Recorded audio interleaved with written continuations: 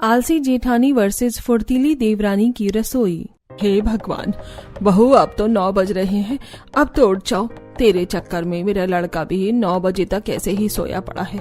मृदुल, मृदुल, प्रियांशी, दोनों के दोनों उठ रहे हो कि नहीं? अरे क्या हुआ, क्यों बोल रही हो? सोने दो ना। अरे तेरे 9:30 बजे का ऑफिस है, 9 बज रहे हैं, आधे घंटे में कैसे पहुंचेगा? क्या 9 बज रहे हैं? अरे मुझे जल्दी से ऑफिस जाना है, कुछ खाना बना कर दो मुझे। मृदुल झट से उठकर नहाने चला जाता है। वहीं अंजना बहू को उठाती है लेकिन अभी तक नहीं उठती। अरे ओह बहू, क्या हो गया है तुझे? उठ जा, 9 बज रहे हैं, उसको ऑफिस जाना है, खाना बना दे। दिन पर दिन एक नंबर की आलसी घोड़ी कामचोर होती जा रही है। नींद में बैठकर बहू फोन पकड़ लेती है। क्या हुआ माँ जी, क्यों टिचर टिटर कर रही हो सुबह सुबह? हो जाएंगे घर के काम, बना दूंगी खाना। पहले मुझे सुबह सुबह मेरी ग्रीन टी तो दे दो। आपको पता भी है ना, ग्रीन टी के बिना मुझसे काम नहीं होता। तेरा दिमाग खराब है क्या? मृदुल के लिए खाना तैयार कर, हम सब भी भूखे बैठे हैं। हमारे बारे में भी सोच लिया कर। सुबह 7 बजे उठते हैं, 3 घंटे होने को आए हैं, हमें भी भूख लगती है। सुबह उठते ही चाय चाहिए होती है। अपनी बहू होने का फर्ज निभा। 9 बजे उठेगी तो बाकी का काम कब करेगी? फिर सारे काम लेट हो जाएंगे।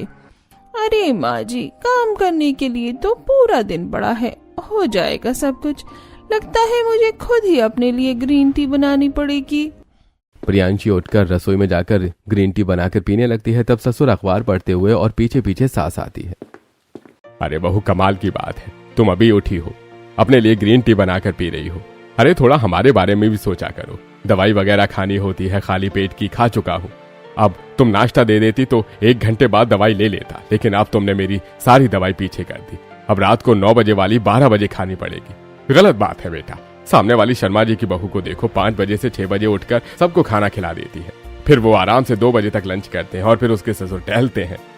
ओफो पापा जी, मेरी तो आदत है, जब तक ग्रीन टी ना मिले तब तक मैं कुछ कर ही नहीं पाती। अब आप लोगों को खाना बनाकर दे दूंगी। क्या हो गया, रात को थोड़ा सा लेट हुआ तो चिल कीजिए, बनाती हूँ ब्रेकफास्ट। तो बिना नहाए धोए ग्रीन टी पी रही है और रसोई में घुस गई। नहा धोकर सफाई करके खाना बनाते। रसोई में शुरू में तो तू ठीक ही थी, पर अब तू बिगड़ चुकी है और जैसे जैसे लेट करेगी वैसे ही और आलसी हो जाएगी। प्रियांशी भाभी, आपको समझना चाहिए, मुझे भी कॉलेज के लिए हेवी ब्रेकफास्ट करके जाना होता है। इसके बाद मेरी बैक टू बैक क्लासेस होती हैं। यार, आप सब लोग मुझे लेक्चर दे रहे हो। माँ जी और निक्की, तुम भी इतनी बड़ी हो कि थोड़ा सा ब्रेकफास्ट बना सकते हो। उसके बाद आगे का खाना मैं बना दूंगी ना। आपने वेजिटेबल कटिंग करके रखी है, चाय तो बनाकर पी ही सकते हो। उसके साथ नमकीन बिस्किट खा लो, सब काम हो सकते हैं। लेकिन आपको सब कुछ मुझसे ही करवाना है और फिर आप मुझे आलसी बोलते हो। आलसी मैं हूँ या आप? इतने में मृदुल नहा धोकर आ जाता है। बस करो प्रियांशी, तुम कैसे बात कर रही हो सुबह सुबह मम्मी पापा से? मम्मी पापा आलसी हैं, वो तो तुमसे पहले उठ चुके हैं। कल से ब्रेकफास्ट टाइम पर बनाना। एक्सक्यूज मी पति जी, मुझसे इतना जल्दी उठने की आदत नहीं है। मैं अपने मायके में भी इतनी जल्दी नहीं उठती थी। ग्रीन टी भी ठंडी हो गई मेरी। आराम से प्रियांशी ग्रीन टी पीकर नहाती है और हल्का ब्रेकफास्ट जैसे कि ब्रेड बटर चाय सबको देती है। मजबूरी में पति भी वही खाकर चला जाता है और सास ससुर। बहू, इससे हमारा क्या होगा? अरे कम से कम मृदुल के बारे में तो सोचकर उपमा या चीला बना देती। वो टिफिन भी नहीं लेकर गया, पूरा दिन कैसे काम करेगा? हाँ भाभी, इतने आलसी भी मत बनिए आप। अरे यार प्लीज, आप सब चुप हो जाओ। क्या आलसी आलसी लगा रखा है? मिल 5 साल का बच्चा नहीं है, ऑफिस की कैंटीन में से खाना खा सकता है। इतना ही है तो आप नौकरानी रख लीजिए, मेरे बस की बात नहीं है। बहू, जिस तरीके से तू घर चलाना चाहती है ऐसे घर नहीं चलता। घर की सारी बहू हैं, सारा काम करती हैं, तू थोड़ा तो कर। तू तो कुछ भी नहीं कर रही है, बस तुझे टाइम से ही तो सारा काम करना है। वो देख, 1 हफ्ते के कपड़े होने वाले हैं, 3 दिन में कम से कम 1 बार तो कपड़े धो दिया कर, और वो भी वॉशिंग मशीन से धोने हैं, कौन सा हाथ से। अच्छा ठीक है, आज धो दूंगी। अब बस कीजिए माँ जी, आज का कोटा हो गया। फिर प्रियांशी धीरे धीरे घर की डस्टिंग करके दोपहर के दाल चावल रोटी सब्जी तैयार करती है जिसे घर वाले खाते हैं। बहू की बोरिंग दाल और सब्जी बनाई है, तूने भिंडी काट कर छोड़ दी, कुकर में सीटी लगा दी, शाम को आलू पूरी बना लेना और साथ में रायता। हे भगवान, आलू पूरी रायता कितना मेहनत वाला काम। माँ जी पहले आलू को उबालो, फिर उसको किलो, उसकी सब्जी बनाओ और फिर पूरी का आटा लगाऊं, बेलूं, वो भी करूं। नहीं माँ जी, मेरे बस की बात नहीं है। यार भाभी बना दो ना, बहुत दिन से आलू पूरी खाने का मन कर रहा है। अरे ठीक है, बना दूंगी, लेकिन आलू छिलवाने में तुम्हें मेरी मदद करनी होगी। मुझे गंदा लगता है आलू छीलना। ठीक है, मैं करवा दूंगा। हे भगवान, ये लड़की एक नंबर की कामचोर है, आलसी कहेंगी। पता नहीं क्या होगा मेरे घर का। 3-4 महीने में ही इसने रंग दिखा दिए हैं। मैं तो ससुर होकर अंजना कुछ नहीं बोल सकता। तुम ही भला फूला कर प्यार से प्रियांशी बहू को समझा सकती हो। ठीक है जी, मैं इसे समझा कर देखूंगी एक बार और। दोपहर का खाना खाने के बाद प्रियांशी धीरे धीरे वॉशिंग मशीन के कपड़े धोती है और साथ में फोन भी चलाती है। सास ऊपर के कमरे से आवाज देती है, अरे ओ बहू, जरा ये कपड़े भी धो ले, ऊपर ले जा। प्रियांशी बहू ऊपर आ। बहू फोन में ही लगी होती है। हाँ, ये वाला गाना ठीक रहेगा, इसकी रील बनाती है। दम मारू दम, मिट जाए गम, बोलो सुबह शाम, हरे कृष्णा हरे कृष्णा हरे कृष्णा हरे राम। अरे ओ दम मारो दम, कब से तुझे आवाज लगा रही हूँ, हार तक के मुझे ही नीचे आना पड़ा। गंदे कपड़े तो ले जा कम से कम। अरे माँ जी, मैं रील बना रही थी, कपड़े तो वॉशिंग मशीन में धुल रहे हैं ना, आप भी रील बनाओ ना। आओ आओ। प्रियांशी जबरदस्ती सास को अपने साथ में नचवाती है। चढ़ती जफानी मेरी चाल मस्तानी, तूने कदर ना जाने रामा, हाय रामा। करो ना माँ जी। वो कौन ऐसी है जिसका है रूप ऐसा जादू भरा, छाए मैं भी तो देखूं तू जिसकी धुन में है बावरा। हाय। उसके कदम चूमे तेरी जवानी, वो है शहर की रानी रामा। ओ चढ़ती जवानी मेरी चाल मस्तानी, मैंने कदर ना जानी रामा।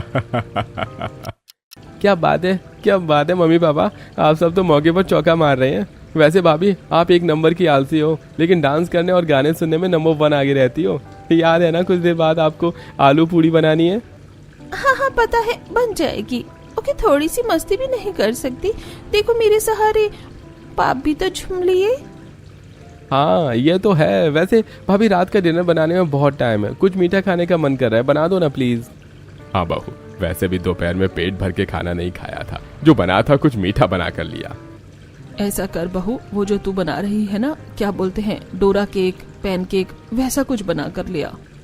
हाँ हाँ भाभी, डोरा केक बना दो। वैसे भी निक्की अभी कॉलेज गई है, वो होगी तो आपसे 2-4 अलग से बनवा कर खाएगी। नहीं नहीं, मेरी बस की बात नहीं है डोरा केक बनाना। एक एक डोरा केक को बनाकर चॉकलेट में डिप करके फ्रिज में रखना पड़ेगा, तब जाकर मिलेगा। बहुत झंझट वाला काम है। ऐसा करो, बाहर से ऑर्डर कर दो, या फिर मैं सूजी का हलवा बना दूंगी। इससे ज्यादा मैं और कुछ नहीं करूंगी। वैसे भी कपड़े धुल रहे हैं, खाना भी बनाना है। अरे बहू, हमें तेरे हाथ के डोरा केक बहुत पसंद है। शादी के बाद तूने पहली रसोई में वही बनाया था, आज फिर बना दे। ठीक है। तब प्रियांशी रसोई में जाकर डोरा केक बनाती है, लेकिन वॉशिंग मशीन के कपड़ों को सुखाती नहीं है, जिससे वो कपड़े मशीन में ही पड़े रहते हैं। और रात को बहू आलू पूड़ी बनाती है तो अपने देवर नंद को साथ लगा लेती है। भाभी, अब मैं आपको पूरी बेल कर जल्दी जल्दी दे रही हूँ, तो आपसे सिक भी नहीं रही हैं क्या? थोड़ा जल्दी जल्दी करो ना, कढ़ाई में 3-4 पूरी एक साथ देख सकते हैं, लेकिन आप एक एक कर रही हो। मम्मी पापा भी बैठे हुए हैं खाने के लिए, आपको पता है ना, दवाई लेनी है दोनों को। हम दोनों भाई बहन आपके साथ आलू पूरी बनवाने में लगे हैं ताकि काम जल्दी खत्म हो, पर इसमें भी लेट होगा तो क्या ही फायदा आपके साथ काम करने का। वही तो भाभी, देखो मैंने दही फेंट दिया और रायता भी बना दिया, सब्जी भी बनने को आई है, पूरी सेको अब। अरे कर तो रही हूँ, अब मैं क्या गैस पर चढ़ जाऊँ? रसोई के बाहर से सास ससुर देखकर माथा पकड़ रहे होते। ये भगवान, ये बहू है या आफत की पुड़िया। अंजना, तुम क्या चाहती हो? हम इसी तरह दुखी रहें? 7 बजे का नाश्ता 9-10 बजे करें, रात का खाना 12 बजे खाएं, फिर दवाई और लेट खाएं। हमारी उम्र में हमें टाइम से खाना खाना चाहिए, और बहू को देखो, आलस नहीं खत्म हो रहा। अजी, अब तो मुझे भी फिक्र हो रही है, अगर इसका आलसपन ऐसे ही रहा तो पूरा घर बर्बाद हो जाएगा। दोनों डाइनिंग टेबल पर बैठ जाते हैं। 15-20 मिनट के और लगने के बाद खाना डाइनिंग टेबल पर आता है और सब साथ में खाते हैं। चलो, कुछ तो अच्छा खाने को मिला। प्रियांशु, मेरा ट्राउजर नहीं मिल रहा है, कहाँ है? धोया है क्या तुमने? अरे हाँ बहू, कपड़े धोने के बाद तो मेरे कमरे में भी मेरा कुर्ता पजामा लेकर नहीं आई हो, कहाँ है? वो मैंने कपड़े सुखाए नहीं, वॉशिंग मशीन में रह गए हैं। आप लोगों ने डोरा केक बोला था तो उस वजह से मैं भूल गई। बहू, दोपहर के कपड़े रात तक वॉशिंग मशीन में पड़े हैं और तूने निकाले नहीं। इसे भूलना कहते हैं या आलसपन बोलते हैं। सुधर जा बहू, सारे कपड़े से कट गए होंगे, अब तक बिना प्रेस के ठीक नहीं होंगे। अरे माँ जी, मैं भी इंसान हूँ, गलतियाँ तो इंसानों से ही होती हैं। दे दूंगी आप लोगों के कपड़े, खाना खा लो चैन से। इतना कहने के बाद आराम से प्रियांशी खाना खाती है और कमरे से जाने से पहले कपड़ों को सुखा देती है। दिन गुजरते हैं, प्रियांशु सुधरने का नाम नहीं लेती। वो इतना आलस करती है कि इस बीच घर का काम भूल जाती है।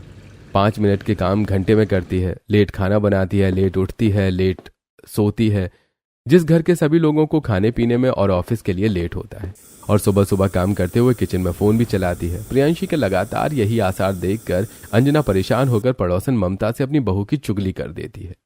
अरे तो इतनी परेशान क्यों होती है? अगर एक बहू ने तेरी नाक में दम कर दिया है तो दूसरे बेटे की शादी कर दे, ताकि अच्छी बहू आए और तेरा घर संभाले, तुम सबका ख्याल भी रखे। ममता, तेरा दिमाग खराब है क्या? मैं एक ही बहू से परेशान हूँ, शहर की है, आलसी है, कोई काम नहीं करती, दूसरी आ गई तो हम सब तो लुट जाएंगे। अरे पागल, ऐसा कुछ नहीं होगा, मुझ पर विश्वास कर। मेरी नजर में एक बहुत सुंदर सुशील गांव की लड़की है जो फुर्तीली है, बहुत अच्छे से काम करती है। अगर वो तेरे घर की बहू बन गई तो तेरी रसोई में सब काम पलक झपकते ही हो जाएगा। है सच में तेरी नजर में एक अच्छी लड़की है? फिर तो मेरे आकाश बेटे के लिए बात कर ले। ठीक है, मेरे मायके के ही पड़ोस में रहती है वो, कल मेरे साथ उसके घर चल। अंजना अगले दिन ममता के साथ उसके गांव में जाती है। आकांक्षा नाम की लड़की से मिलती है जो कि सर्वगुण संपन्न है। चूल्हे पर रोटी बना रही होती है, उसके हाथ का खाना भी अच्छा होता है। अंजना फटाफट अपने बेटे की शादी आकांक्षा से तय करके 2 हफ्तों में ही उसे अपने घर की बहू बना लेती है और बड़े प्यार से उसका स्वागत करती है। आओ बहू, इस घर में तुम्हारा स्वागत है। शुक्रिया मम्मी जी, बस आप सबका आशीर्वाद है। अरे बहू, खड़ी क्या है? चावल का कलश और आरती की थाली लेकर आ और अपनी देवरानी का गृह प्रवेश कर। अरे माँ जी, ये काम भी मैं ही करूं? आज भी आलस करेगी क्या? तेरी देवरानी आई है। तब प्रियांशी चावल का कलश और आरती की थाल लेकर आती है और अपनी देवरानी की आरती उतार कर उसका गृह प्रवेश करवाती है। थैंक यू जेठानी जी, आप बहुत प्यारी हैं। ऐसा मैंने क्या कर दिया? ओ, आते ही मक्खन लगा रही हो ताकि मैं तुम्हारे काम आऊं, लेकिन तुम इस घर की बहू हो तो मैं जिम्मेदारी निभानी है। मैं तो अपनी जिम्मेदारी निभाऊंगी दीदी, आप तो ऐसे कह रही हैं जैसे बहू की पोस्ट छोड़कर जा रही हैं। हाँ प्रियांशी भाभी, अब तो आप जेठानी बन गई हैं, डबल प्रेशर। हाँ भाभी, अब तो आपको अपनी देवरानी को सब कुछ सीखना पड़ेगा, तो काम करके तो दिखाना होगा। ओहो, तो आपको सोने का मौका नहीं मिलेगा, फोन चलाने का मौका नहीं मिलेगा। क्या नहीं है, मुझे अपने सोशल मीडिया के लिए टाइम चाहिए। हाँ तो बहू 5 बजे उठकर सोशल मीडिया को हैंडल कर लेना। बस बहुत बातें हो गई, सब लोग थक चुके हैं, आराम कर लीजिए। सभी लोग आराम करने चले जाते हैं। अगली सुबह आकांक्षा 5 बजे उठकर घर की सारी सफाई कर देती है और पूजा करके रसोई में आटा गूंथ देती है, मीठा बना देती है। तब सास घर देखकर, अरे वाह, 5 बजे कौन उठ गया? पर ये घर की सफाई किसने की है? तब आकांक्षा पैर छूकर, माँ जी मैंने, आपको तो पता है गांव में जल्दी उठने की आदत होती है, सूरज निकलने से पहले ही उठकर खाना बना लेना होता है। मैं खाना बना ली थी, लेकिन मैंने सिर्फ आटा ही लगाया है और आलू काटे हैं और मीठा बना दिया, साथ में चाय। आप बताइए, चाय के साथ क्या नाश्ता बनाओ और पहली रसोई में क्या बनाना है? क्या सच में तुमने इतना सारा काम कर लिया? जरा देखो तो सही। अंजना रसोई में जाकर सब कुछ देखती है और बहू की नजर उतार कर कहती है, अरे मोरी मैया, ये मैं क्या देख रही हूँ? तूने इतना सब कुछ कर दिया, मेरी तो किस्मत ही खुल गई। एक है इतनी आलसी और दूसरी निकली इतनी फुर्तीली। अरे माँ जी, आप तो ऐसी चौंक रही हो जैसे कि पता नहीं क्या देख लिया हो। मैं तो रोज आप लोगों को 4 बजे भी नाश्ता करवा सकती हूँ। हाँ, फुर्तीलापन देखकर कह सकती हूँ, ऐसा कर, चाय के साथ कुछ टेस्टी सा नाश्ता बना ले और 3 तरीके की सब्जी बना ले, जो तेरा दिल करे। आपका फेवरेट क्या है माँ जी? और जेठानी जी कहाँ हैं? वो जल्दी नहीं उठती क्या सुबह सुबह? मेरा फेवरेट कढ़ाई पनीर है तो वो बना दे। और जहाँ तक तेरी आलसी जेठानी की बात है तो इसी बात का तो रोना है कि वो जल्दी नहीं उठती। 9-10 बजे तक उठकर नाश्ता बना कर देती है हमको। 3 घंटे तक हमारे पेट में ऐसे ही गुड़ होता रहता है। अच्छा ऐसा क्या माँ जी, लेकिन अब से ये सब नहीं होगा। आकांक्षा रसोई में जाकर पनीर और बाकी सब्जी काट लेती है और फिर फटाफट सास की पसंद की कढ़ाई पनीर, मलाई चाप और तंदूरी रोटी, पूड़ी, चावल और छोले की सब्जी बना देती है और 7 बजे ही सबको नाश्ते के लिए बुला लेती है। अरे वाह, इतनी सुबह सुबह इतनी वैरायटी देखकर दिल खुश हो गया। कहाँ से शुरू करूं समझ नहीं आ रहा। और ये क्या, चाय के साथ थेपले? अरे बहू तो गुजराती है क्या? अरे पापा जी, ऐसा जरूरी थोड़ी है कि मैं गुजराती होंगी तभी थेपले बना कर दूंगी। मैं तो आपको पंजाबी वाले छोले भटूरे, साउथ इंडियन का सांबर डोसा और न जाने क्या क्या बनाकर खिला सकती हूँ। है सच में आकांक्षा? तो फिर रात को कुछ चटपटा खाना जरूर बनाना। ठीक है जेठ जी। अरे जेठानी जी कहीं दिख नहीं रही। रहने दो भाभी, उनको पता है घर में नई बहू आई है फिर भी सो रही है। तब आकांक्षा उसे उठाने जाती है कि प्रियांशी आकर सब कुछ सुन लेती है। हाँ तो नहीं कि तुम कुछ कह रही थी कि मैं सो रही हूँ अभी तक। फिक्र करने वाली कोई बात नहीं है, सब कुछ मैंने अपने कानों से सुन लिया है। मेरी नई देवरानी की काफी तारीफ हो रही है कि वो कितनी फुर्तीली है। हाँ तो भाभी, इसमें इतना हैरान होने वाली कोई बात नहीं है। आइए आप भी खाना खा लीजिए। तब प्रियांशी को नई देवरानी की तारीफ सुनकर बहुत जलन होती है। ये तो शुरुआत थी, प्रियांशी जानती नहीं थी कि आगे ससुराल में क्या क्या होने वाला था। दिन गुजरते हैं। नई देवरानी सुबह सुबह 5 बजे उठ करके घर की सफाई करके सबके बढ़िया नाश्ता बना देती है, जिसकी वजह से सास ससुर भी टाइम पर दवाई खाते हैं और टाइम से सोते हैं। आकांक्षा 10 बजे तक रसोई की सफाई करके अपने कमरे में आ जाती थी। तब सास रसोई को देखकर, अरे वाह बहू, जब से तू आई है रसोई भी साफ सुथरी रहने लगी है, वरना रात के 12 बजे तक बर्तन साफ होते थे। बड़ी बहू बहुत आलसी है। देख सोफे पर बैठ कर गई थी, कर भी ठीक नहीं किया। कोई बात नहीं माँ जी, मैं कर देती हूँ। वो माँ जी आटा खत्म होने वाला है, आप इनको बोल देना कल घर में और आटा ले आएं। ओहो बहू, पहले बताती ना, हम बाहर से आटा नहीं लाते, राशन के गेहूं ही साफ करके की बातें हैं। अब गेहूं साफ करने में 4 दिन लग जाएंगे, अब बाहर से ही आटा लाना पड़ेगा। नहीं माँ जी, इसकी कोई जरूरत नहीं है, आज के लिए तो आटा रखा है। कल मैं पुलाव वगैरह या कोई दूसरा नाश्ता बना दूंगी, तीसरे दिन ही गेहूं पिस जाएगा। बहुत मजाक कर रही है क्या? 2 दिन तो गेहूं साफ करने में लगते हैं और 2 दिन सुखाने में, फिर 1 दिन पिसने में। अरे माँ जी, मैं हूं ना, आप चिंता मत कीजिए। आकांक्षा कड़ी पकौड़ा, चावल, रोटी बना देती है और फटाफट 20 किलो गेहूं छत पर उठाकर खुद ले जाती है और बीन कर 3-4 घंटे में सारे गेहूं साफ कर लेती है। उन्हें धोकर धूप में सुखा देती है। ये देखकर सास और जेठानी की आंखें फटी की फटी रह जाती हैं। अरे मोरी मैया बहू, तूने 2-3 दिन का काम आज कैसे कर दिया? माँ जी, मैं तो गांव में भी इसी फुर्ती के साथ सारा काम करती थी। आज ही गेहूं साफ करके रात भर सुखाकर सुबह तक चक्की पर सर पीस देती। वो तो यहाँ पर चक्की नहीं है, वरना ये काम भी मैं आज ही निपटा देती। वाह बहू, मुझे उम्मीद नहीं थी, तू तो वाईफाई की तरह 4G वाली स्पीड निकली। देखा प्रियांशी बहू तूने, अगर ये काम मैं तुझे देता तू तो हफ्ता भर लगा देती।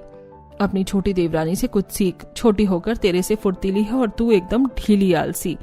ओह माय गॉड माँ जी, मैं हैरान हूँ किसने इतने सारे गेहूं आज ही साफ कर लिए। लेकिन माँ जी गाँव की है और मैं शहर की हूँ, तो इतना काम तो इसने पहले से भी कर रखा है। मैं वैसे भी नहीं कर पाती, और आप प्लीज हम दोनों के बीच में कंपैरिजन मत करो। मैं अपनी जगह बहुत अच्छी हूँ। हाँ माँ जी, सही कह रही हैं, हम दोनों की तुलना कैसे हो सकती है। लेकिन दीदी, आपको आलस नहीं करना चाहिए, इससे शरीर और आलसी हो जाता है और हमारा कुछ भी काम करने का दिल नहीं करता, और फिर टाइम पर खाना पीने से शरीर एक्टिव रहता है। आकांक्षा, मुझे तुम्हारे लेक्चर की जरूरत नहीं है, अपना काम कर लो। ये कहकर प्रियांशी चली जाती है और डस्टिंग करने लगती है। ऐसी 2-4 दिन बाद घर में ढेर सारे कपड़े इकट्ठे हो गए थे, तो आकांक्षा हाथ से ही धोने लगती है। अरे छोटी भाभी, आप ये क्या कर रही हैं? इतने सारे कपड़े आप हाथ से कैसे धो सकती हैं? मशीन लगा लीजिए ना, मशीन के साथ आप बाकी काम भी कर सकती हैं। निक्की, तुम्हें पता नहीं है तुम्हारी छोटी भाभी कितनी गंवार है, गांव से आई है, उसे मशीन चलानी नहीं आती होगी, इसीलिए तो हाथ से कपड़े धो रही है। इतने सारे, ताकि यही काम करती रहे और लंच डिनर मैं बनाऊं। अरे दीदी, आप मुझे गलत समझ रही हैं। मैं 2 बाल्टी कपड़े हाथ से धो चुकी हूँ, वो भी 15 मिनट पहले, और सारे दाग भी साफ कर दिए, जेठ जी के कॉलर का भी और आपकी साड़ी का वो हल्दी वाला दाग भी। यही कपड़े अगर मैं मशीन में करती तो 15-15 मिनट तो वो 3 बार चलानी पड़ती, तो ऐसे तो आधा घंटा एक बाल्टी के कपड़ों में ही बर्बाद हो जाता। और अब तो वो कपड़े सूखते वाले भी होंगे। देखिए तार पर। तुम फेंकते कितना हो? ऐसा हो ही नहीं सकता, अभी चेक करती हूँ। प्रियांशी और निक्की तार के कपड़े चेक करते हैं तो वो आधे सूखने वाले होते हैं। ओह तेरे की, भाभी आपने तो सच में इतनी जल्दी कपड़े धोकर अच्छे से निचोड़ दिए बिना मशीन के, और ये सूखने भी वाले हैं। बड़ी फुर्तीली हो आप, ये काम तो मुझे भी नहीं होता। अब प्रियांशी भाभी तो मशीन से भी नहीं कर पाती। अरे निक्की, मेरे को धीरे धीरे काम करना बिल्कुल पसंद नहीं है। काम जितना जल्दी जल्दी करो उतना खत्म करके रिलैक्स फील होता है। और बड़ी दीदी मुझे मशीन चलानी आती है, लेकिन इसमें 4-5 घंटे लग जाते। 1-1.5 घंटे में मैं हफ्ते भर के कपड़े धोने का दम रखती हूँ। वाह बहू, तू तो बहुत फुर्तीली निकली। बड़ी बहू, तुम भी सीखो छोटी बहू से, कुछ जल्दी जल्दी काम करना, तुम्हारी भी ऐसे ही तारीफ होगी। वो सुना है बड़ी बहू तूने, आलस्यम हिम मनुष्याणाम शरीरस्थो महान रिपु, मतलब आलस ही मनुष्य का परम शत्रु है जो काम करने नहीं देता। हाँ हाँ पापा जी, अब तो मैं सोच रही हूँ अपनी देवरानी जैसी ही बन जाऊँ। जब से ये देवरानी की बच्चे इस घर में आई है ना, इतना तेज काम करती है कि मुझे और आलसी समझा जाता है। अब इसकी तेजपन को मैं निकालती हूँ। कुछ देर बाद आकांक्षा हलवा बना रही होती है कि प्रियांशी जानबूझकर शक्कर का डिब्बा नमक से बदल देती है और आकांक्षा को अपनी बातों में लगा देती है, जिससे आकांक्षा को पता नहीं चलता और वो नमक का ही हलवा सबको परोस देती है, जिसे खाकर सबका मुंह बन जाता है। ओहो, मेरा मूड खराब हो गया आकांक्षा, ये तुमने कैसा हलवा बनाया है नमक डालकर? क्या करती है आकांक्षा बहू, मुंह का सारा टेस्ट खराब कर दिया। बहू, ऐसा ही था तो उपमा बना देती। झूठ क्यों बोल रही तूने कि तू हलवा बनाकर खिलाना चाहती है? मम्मी जी, पापा जी, आप मुझे गलत समझ रहे हैं। मैं हवा ही बनाया है। 1 मिनट में चक्कर देखती हूँ। क्या चक्कर देखोगी? अपनी गलती को मानो। तुम इतनी फुर्तीली हो, इतनी फुर्ती से तुमने हलवा बनाया कि तुम्हें समझ ही नहीं आया कि चीनी क्या है, नमक क्या है, और तुमने नमक छोंक दिया। अगर माँ जी मैं होती ना, चाहे 10 घंटे में हलवा बनाती, लेकिन आपको बढ़िया हलवा तो खिलाती। हाँ माँ, प्रियांशी भाभी की इस बात से मैं वाकिफ हूँ। माफ कर दीजिए माँ जी, मैं दोबारा से हलवा बनाकर लाती हूँ। रहने दो, इसकी कोई जरूरत नहीं है। मैं ब्लिंकिट से आइसक्रीम मंगवा लेती हूँ, सब फटाफट खा लेंगे। प्रियांशी की चाल कामयाब हो जाती है और वो ब्लिंकिट से आइसक्रीम मंगवाकर सबको खिला देती है। ऐसे ही आकांक्षा फुर्तीले से अगले दिन के कपड़े धोती है और चिमटी नहीं लगाती। प्रियांशी वहां भी उसके कपड़े जमीन पर फेंक देती है और सास के सामने उसे सुनाती है। हे भगवान, आंसर तुमने सारे कपड़े धोने के बाद गंदे कर दिए। क्या फायदा इतना फुर्तीली से कम कर रही हो कि तुमने चिमटी नहीं लगी। चिमटी लगा देती तो ये कपड़े तो बच जाते। देखा माँ जी, इतना फुर्तीली होने का क्या फायदा जब काम ही खराब होने लगे। पहले हलवा और अब कपड़े। हाँ प्रियांशी बहू, ये तो तूने बिल्कुल ठीक कहा। जहाँ तक मेरा मानना है, गीले कपड़े सारे अपने आप रस्सी पर से नहीं गिर सकते, और ये इतने सूखे भी नहीं हैं। कहीं ऐसा तो नहीं कि बड़ी दीदी ने जानबूझकर किया हो। छोड़ो, जाने देती हूँ। सॉरी माँ जी, मैं दोबारा कपड़े साफ कर देती हूँ। इसके बाद आकांक्षा दोबारा कपड़े साफ करती है और प्रियांशी फिर से कोई ना कोई आकांक्षा का काम खराब करती है, जिससे सास उसके फुर्तीलेपन पर शक करती है। आलसी बहू के देर नाश्ता और खाना बनाने पर ससुराल वाले आराम से खा रहे थे। एक दिन सिलेंडर के पाइप की बदबू आ रही होती है, तब आकांक्षा, दीदी मुझे सिलेंडर की बदबू आ रही है, हमें शायद सिलेंडर के पाइप चेंज करवा देना चाहिए, वरना कोई हादसा हो सकता है। मुझे तो कोई बदबू नहीं आ रही। तुम इतना अम्मा दादी क्यों बनती हो? जब से घर में आई हो कितनी बार तुम गलत साबित हो चुकी हो। जाकर अपना कोई काम करो। ठीक है दीदी, लेकिन फिर भी आप एक बार चेक कर लेना। हाँ कर लूंगी चेक, तुम जाओ। अरे नीति का कॉल आ रहा है। हाँ यार, कैसी है तू? बढ़िया। प्रियांशी रसोई से बात करते हुए चली जाती है और उसे पाइप के बारे में ध्यान नहीं रहता। आकांक्षा भी दूसरा काम करती है, लेकिन जब वो ससुर की 4 बजे की चाय बनाने आती है तभी सिलेंडर के पाइप में आग लग जाती है। ये देखकर आकांक्षा और निक्की घबरा जाते हैं। भाभी भाभी, आग लग गई है, जल्दी कुछ कीजिए वरना पूरा घर। मैंने बोला था दीदी को चेक करने के लिए, लेकिन उन्होंने नहीं सुना। तुम परेशान मत हो कि मैं अभी आई। फटाफट अपने कमरे से गीला कंबल लेकर आती है। फटाफट सिलेंडर के पाइप की तरफ ढक देती है, जिससे आग बंद हो जाती है। आकांक्षा सिलेंडर की एजेंसी से नया पाइप मंगवाकर फिटिंग करवाती है। घर का यह हादसा देखकर सब परेशान हो गए थे। तब सास, प्रियांशी बहू, जब तुझे छोटी बहू ने टोका था इस चीज के लिए तब तूने मना कर दिया और चेक भी नहीं किया, बातों में और लग गई। तेरे इस आलस की वजह से कुछ भी हो सकता था। वो तो शुक्र है कि छोटी बहू ने बचा लिया। तू सुधरेगी कि नहीं सुधरेगी? माँ जी, मैंने जानबूझकर नहीं किया, नहीं पता चला मुझे। आप तो ऐसे कह रही हो कि मैंने ही हादसा करवाया हो। प्रियांशी, तुम्हें कोई डांट नहीं रहा, पर इतना जरूर कह रहा है कि अपने आलस को छोड़ दो। उस टाइम फ्रेंड से बात नहीं करती, अपनी देवरानी की बात सुन लेती तो ऐसा होता ही नहीं। मृदुल, आगे से ख्याल रखूंगी। जब देखो सब पीछे पड़ जाते हैं मेरे। प्रियांशी अपने कमरे में जाकर फोन चलाने लगती है। आकांक्षा घर में सबका बहुत प्यार से ख्याल रखती है, इतना कि पड़ोसी वाले भी जानते थे कि आकांक्षा सबसे फुर्तीली बहू है। कोई गलती से मेहमान घर आ जाए तो फटाफट नाश्ता बनाकर परोस दिया करती थी, लेकिन वही प्रियांशी बाहर से ऑर्डर करके खिलाया करती थी। एक दिन हॉल के एसी में शॉर्ट सर्किट हो जाता है तो ओम प्रकाश फटाफट बंद कर देता है और प्रियांशी को एसी की लाइन चेंज करवाने की कहकर अंजना के साथ एनिवर्सरी पार्टी में चला जाता है। लेकिन प्रियांशी आलस करके फोन चलाकर हंसती रहती है। घर में देवरानी के अलावा कोई नहीं था। वो भाई साहब ये कितना फनी है। अपनी सारी फ्रेंड्स को भेज देती हूँ। बहुत गर्मी लग रही है, एसी चला लेती हूँ अब। प्रियांशी को ससुर की बात याद नहीं रहती और वो एसी चला देती है, जिससे कि जोरदार सारे तार में स्पार्क होता है और तुरंत आग लग जाती है, जिससे कि प्रियांशी आग में फंस जाती है। बचाओ बचाओ, कोई है?